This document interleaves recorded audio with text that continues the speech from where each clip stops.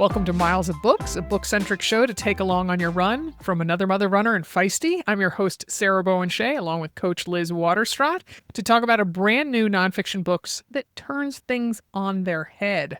Hiya there, Liz. Hi, Sarah. How you doing? I'm ready. All right, okay. Well, the book that you served up for talking about today is Inside the Box, How Constraints Make Us Better by David Epstein. Tell us about the author and the surprising for you page count, Liz. Yes, well, this was written by David Epstein. He is the author of, many people may have read this, the #1 New York Times bestseller, Range, and The Sports Gene. Those are very popular books that have made the rounds in coaching especially. He has a master's degree in environmental science and journalism, and he's worked as an investigative reporter and a senior writer for Sports Illustrated. So this is his third book, and it's been 6 years, Wow. in the making, which means he's either a perfectionist or he really wanted to make sure that that constraints argument held up. This is a long book. Everyone knows that I like the sweet spot of 200 pages. Yes. And I felt every one of the extra 104 more than ideal pages in this one. So 304 pages. I know that's more than 50% more length. Yeah. I felt it. I would say that David's writing is thoughtful, but it's long. So there's long stories, there's lots of personal narrative woven in. And to be quite honest, I found myself getting a little impatient with the book. But I do believe that the fundamental message is really important, and that is how constraints make us better. So, Sarah, question for you. You've heard of the phrase outside the box, like thinking outside of the box, and we're often told to do that when we're looking at problems. So what comes up to you when you hear the phrase inside the box? The first thing that comes to mind is one of those escape rooms, and that you only have limited tools at your disposal, maybe limited team members to help solve problems, and you got to figure out how to use what you have to get outside the box or solve a problem, So, I don't know. It's a very David Epstein analogy for the book because you were constrained and you had to find a way. You couldn't just come up with countless ways of getting out of there. There were just specific tools that you had to use. So it's a very good example for inside the box. Well, we're going to do a quick sponsor break on this high that I'm on. Stay with us. Okay, what's this book's big idea? So the big idea is that we live in a world of seemingly infinite choices. I don't know if you've been to the grocery store lately, but just choosing a yogurt comes to mind. There's way too many options. But we've been told our entire lives that more freedom actually equals more possibility. So Epstein's argument is that this is exactly backwards. Our brains are not wired to thrive amid limitless choices in the yogurt aisle. And he brings up the thoughts of a cognitive scientist, Daniel Willingham, who wrote, "The brain is not designed for thinking. It's designed to save you from having to think." So we always are looking for ways to make less choices, actually. And in fact, there's a good book out there by Barry Schwartz called The Paradox of Choice that goes more into this, about how more is not better. So when we're given complete freedom, we tend to default to familiar ideas and familiar methods, and we will always follow the path of least resistance. We'll do only what we've done before. So what happens with constraints is they start to push the brain beyond those default tendencies, and they force us into deeper problem solving. So total freedom is actually the enemy of creativity, whereas constraint is creativity's companion. Oh, look at you. Wow. All right. When you hear the word constraint, Sarah, what's your gut reaction? Because I think most of us are conditioned to hear that as negative, and David Epstein spends 304 pages systematically taking that assumption apart. So what's your instinct with it? I harken back to something I learned when I was a collegiate rower. And so, and I was captain of the team, and it was an intramural sport at the time, so students did a lot of the work. in addition to the workouts. So, we had morning strength training, we had rowing in the afternoon. It took up a lot of time. But because of that, and I see those as constraints in a way, time constraints, I was very efficient getting my homework done. So instead of having all afternoon maybe to tackle my Russian homework, I knew that I had in the library from 1 to 3 p.m. And if I didn't get it done, it wasn't getting done. And I'm a nerd, so I was going to get my Russian homework done. So that's when I did it. So I found it that if we think of those as constraints, I really thrived with those constraints. I think most of us do. A little bit of time pressure, a little bit of pressure all around is not a bad thing. It's how you get stuff done. Okay, so Liz, I love it when you boil a book down to the things you learned from it. So lay some things on us. First thing I learned is that complete freedom actually leads to conformity. So Epstein brings up the Einstellung effect. So this is more, if anyone listened to the last one, I had the opportunity to use my non-existent German for another word like that. This is basically the psychology term for the instinct of problem solvers to employ only familiar methods, even when better ones are available. So as one creativity researcher put, without constraints, composition takes place in a cul-de-sac of the customary. Think about that. I live adjacent to a cul-de-sac, so I'm just going to walk through there thinking, composition takes place in a cul-de-sac of the customary. I get a sense this writer really likes his alliteration as well. It seems like it. Well, see, those are constraints. He can only use certain letters, words that begin with, C in this case. Okay, well, that's funny that you just brought that up, because the next example I'm giving you in this complete freedom thing that leads to conformity is Dr. Seuss. So the whole green eggs and ham thing was him writing a book that he only was allowed to use a certain number of words. Because with a limited word choice, he had to focus on exploring rhythm. And think about it. That book changed children's literature forever. Sam, I am. What's that? What's the one about mouse in a house? They're all ridiculous. How is this literature? So in that case, the constraint didn't limit the creativity. It was the creativity. Intriguing. All right. So the coach in me keeps thinking about this actually in the context of training plans. And I'm thinking about the athlete that has total freedom, like no race, no plans, no structure. They're just doing what they're feeling. They are often the least creative and least motivated because they just do what they prefer or what they want, which is often not what they need. So does that track along with what you've observed? That tracks along with what I live. Yes. And there's nothing wrong with that. That I remember before I would get on a training program. So let's say I was going to run the Twin Cities Marathon. Okay. So in the weeks leading up to hopping on the training plan, I'd always be like, oh, I love my freedom. I don't want to have to put on the shackles of a training program. I'm like, I'm going to be handcuffed, the whole thing. And then, so I'd bridle a little bit the first week or two. And then after that, I'm like, no more guesswork. I just wake up and do what it says. And it was, as you say, very freeing. There was just no about it. Yeah. I mean, there's freedom in the constraint of knowing that this is just what I need to do to get to my goal. And there's no, like, I'm just going to do whatever the weather suggests, which is also not a good training plan. Yeah. And I also find that the same is true when I travel. And so that I have a suitcase of clothes, and those are the clothes that I can wear. So that there's no, well, maybe I should wear this dress this evening or that dress. Or, I'm like, no, the situation calls for a dress. I have one dress with me. That is the dress I'm going to wear. That speaks to me as well. It's why I have Viore joggers in 10 different colors.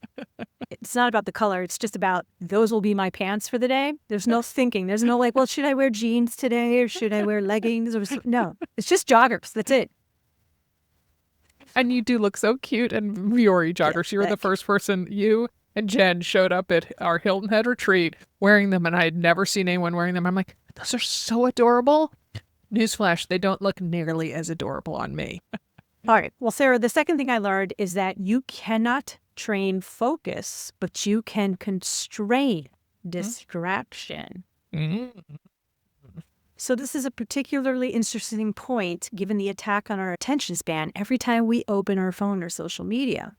So it was researched by psychologist Gloria Mark. She found that we are nearly as likely to self-interrupt as to be interrupted by external cues. So even if the interruption isn't there, we find a way to interrupt ourselves.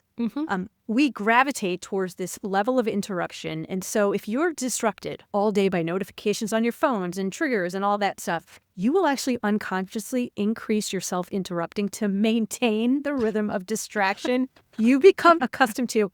This is horrifying research, wasn't it?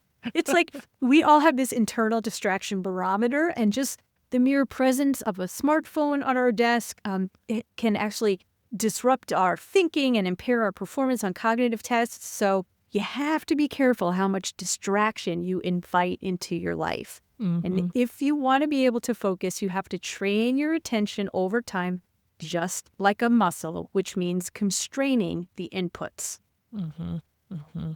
I think about that when I read, don't hate me on this one, when I read a novel, and I find that if I have been reading 30, 40 pages and I haven't picked up my phone, I'm like, oh, I must really be liking this book. Because otherwise they'll mention something, like I recently read a novel that was set in Joshua Tree, and I was like, oh, and there's something I wanted to look up about the trails in Joshua Tree. So I pick up my phone and I'm like, I didn't need to know that right then. I could have just stayed in Joshua Tree with the novel. And so It is scary. But let's move away from that one and go to the third thing I learned, which is that a constraints-led approach is already changing elite sport, and most athletes have never even heard of it. There's an entire domain of research on physical skill development called the constraints-led approach. And the idea is to set up obstacles or rules that drive athletes to explore and discover their own best solutions rather than prescribing them. And he brings up the example of Kyrie Irving, who has credited his finishing ability to growing up with a backboard that was missing.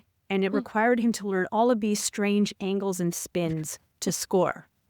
He's a WNBA player, an NBA player, I should say. Yes, he is. And I don't recall which team he's on. But it just, I like the connection to sports. And, as someone who has been around endurance sport for a really long time, do you think that athletes who have trained through genuine constraints, so think about injury or limited time or difficult conditions, do you think they end up more adaptable on race day, or have you seen that? Oh, I would think they would utterly be more adaptable. I mean, I think about you and that 70.3, I think it was, that you did. Was that 2 years ago when it was exceptionally hot? And you just seemed to me like the only athlete who was able to be like, okay, well, here's how I'm going to change my strategy for the day. And ultimately, here's how you just, dominated the competition and finished so far ahead of everybody. If it's you mentioning the weather, if it's just somebody like, oh, well, it's not perfect out, so I'm going to, run on the treadmill, or I'm going to swim today instead of biking. It's like, no. What happens when it's raining on race day? Yeah. All right, well, it's time to pause for another short sponsor break. Okay, how about surprises other than, say, the entire premise of the book? What were some specifics that really caught your attention? He talked about the company General Magic that invented the iPhone 20 years too early. Oh, well, sorry. And they completely collapsed because of too much freedom. So it was actually founded by ex-Apple employees and backed by all of these big brands like Apple, Sony, Motorola. And Goldman Sachs took them to public with no revenue. But what happened? I mean, sadly, the whole thing collapsed. So engineers built one brilliant thing after another, but it never cohered into a product that solved a clear problem. And so many of those employees went on to build the iPad and the Apple Watch and the Android. And those were all at companies that were more disciplined about constraints. So it wasn't the freedom that produced the breakthrough. Ultimately, it was the constraint that did. That is fascinating. And boy, how much are those general magic people kicking themselves. Seriously. The next thing is that maximizers, which is a term that Epstein brings up in the book, maximizers or satisficers. Maximizers are measurably less happy than people who set limits on what they chase. So he brought up Herbert Simon, who was the founding father of AI and cognitive psychology. He showed that given finite brains, seemingly infinite options, we tend to thrive not by maximizing our choices, but by what he called satisficing. So setting clear standards and choosing something good enough. Everyone needs to hear this. And it could be even when you set out to do a workout, you don't have to do it to perfection. You don't have to feel awesome. You don't have to hit every interval. There is value and sustainability or repeatability in just aiming for good enough. Wow. All right. Tell that to all the, fiber maxing people out there. Do you think that you're more of a maximizer or a satisficer? So the maximizer is trying to just hit everything perfectly and get every opportunity, whereas the satisficer just walks away from it and says, okay, this was good enough. I'm good with my limited choices. I'm 100% the latter. Like, I really do not relate, I would almost say at all, to the striving for perfection. I mean, sure, I definitely, when I have a training plan back in the day, when I would follow, a marathon training plan or any training plan, I really wanted to do every single workout that was on there. And so I'm a checklist kind of gal, but I am not when I see in a Netflix series or, on Instagram, somebody talking about perfection, I don't relate at all. And I feel it does so much damage to so many people, particularly women. And it kind of breaks my heart, particularly as a mom of two daughters in their 20s. Yeah. Yeah, it's tough. And, with my own experience, I have like buckets of my life where I'm a perfectionist, but then there's other buckets or areas like putting away the Tupperware. If it's in the cabinet and the door closes, I am a satisficer. My husband is a maximizer. He's got to go in and stack them up and everything. And I'm like, there are other ways to spend our energy. And they're just going to get taken out and used in the next 24 hours. So what does it matter? And the whole cycle goes over again. So anyhow, choose your perfection wisely is what I say. Oh my goodness. It's just an analogy that everyone can immediately picture in their minds. Okay, Coach Liz, what stuck with you for use in your professional life, your non-podcast host professional life, that is? Yeah, my coaching life, you mean? Yes, I do. So that constraints-led approach, it's really how I design workouts, how I design race plans. I think there's coaches out there that want to prescribe, here's exactly what to do and how to do it, and that's what athletes think coaching is. But the research is clear that prescribing a solution removes the experimentation that builds real skill. Now, when I first started working with an athlete, the focus is more on executing the plan.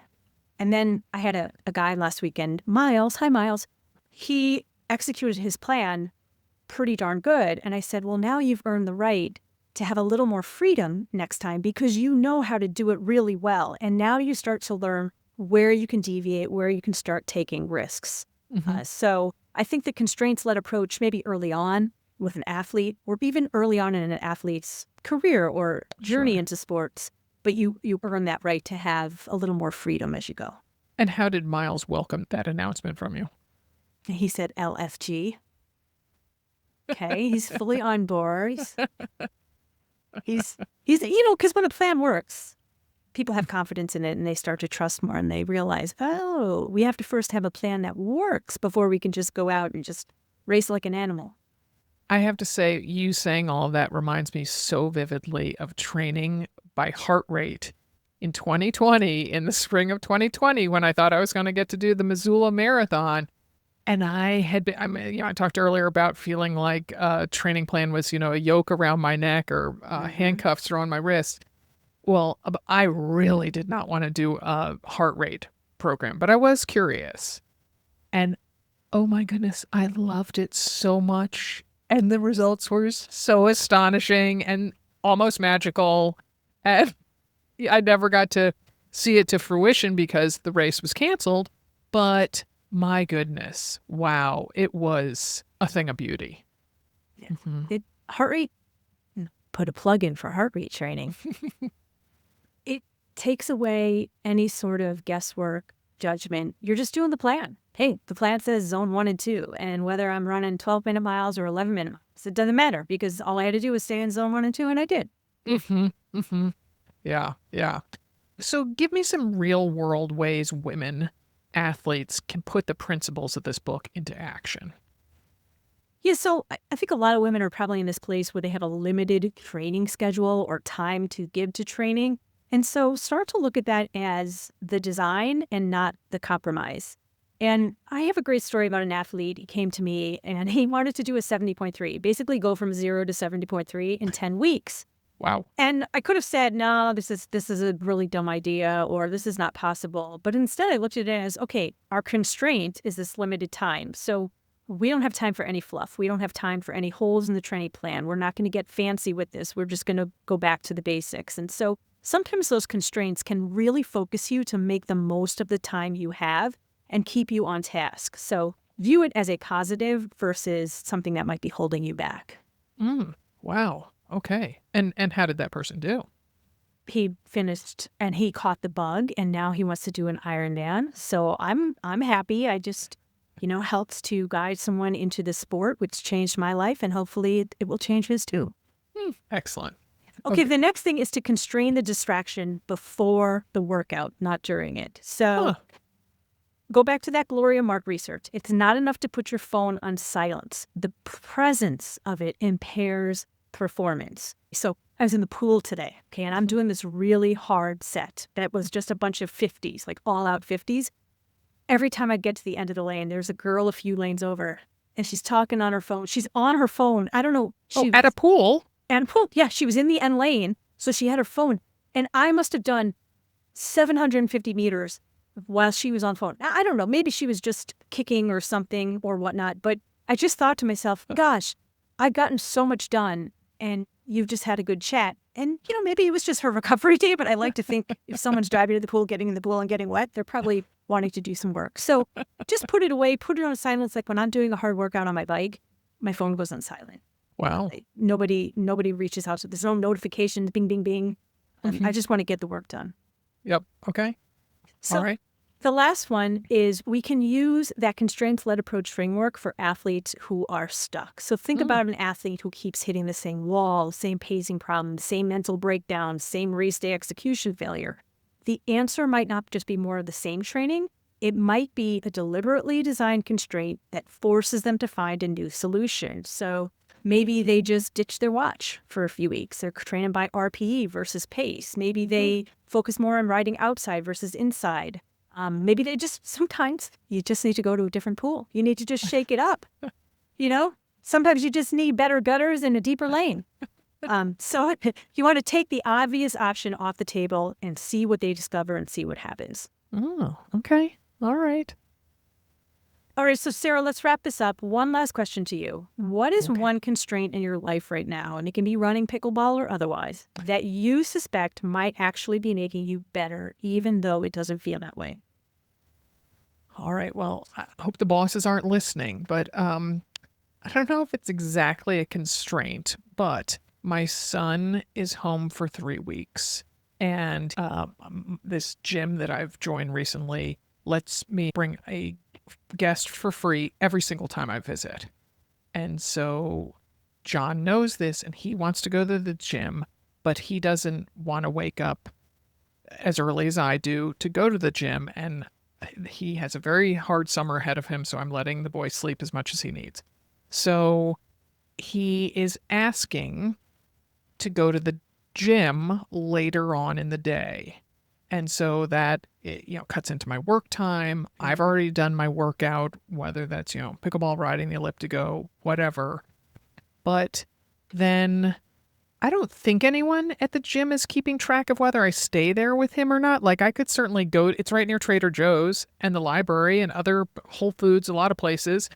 So I could just walk in, check him in, and then do a lap around the gym and then walk out again. But instead, I'm like, well, I'm here. I'm going to lift. I wasn't planning on lifting today. So, and it's not every single day. So I'm not lifting every day. But guess it was last week. We went 4 times. I went, yeah. So, and they do also have aqua massage, hydro massage chairs. So I do get in 10 minutes on that. So Mama gets some pampering. But so thanks to John, I'm now strength training more. And he also is very impressed with the amount of weight I can lift. So, yeah. So, leave us with, a one-liner or a brief recommendation, please. If you've ever looked at your limited time, limited resources, or limited options and assumed that was the problem, and this book will make you reconsider every single one of those assumptions and view those constraints as your strength. Nice. Like I said, this book turns things on its head. Yes. All right, folks. Thanks for listening. Miles of Books is a production of Another Mother Runner and Feisty Media. For more on Feisty and our other podcasts, newsletters, workshops, and events, including Feisty Fest this September in Lehigh Valley, Pennsylvania, where both Coach Liz and I will be leading sessions and recording an episode of this podcast, visit feisty.co. That's feisty.co. Thanks, Liz.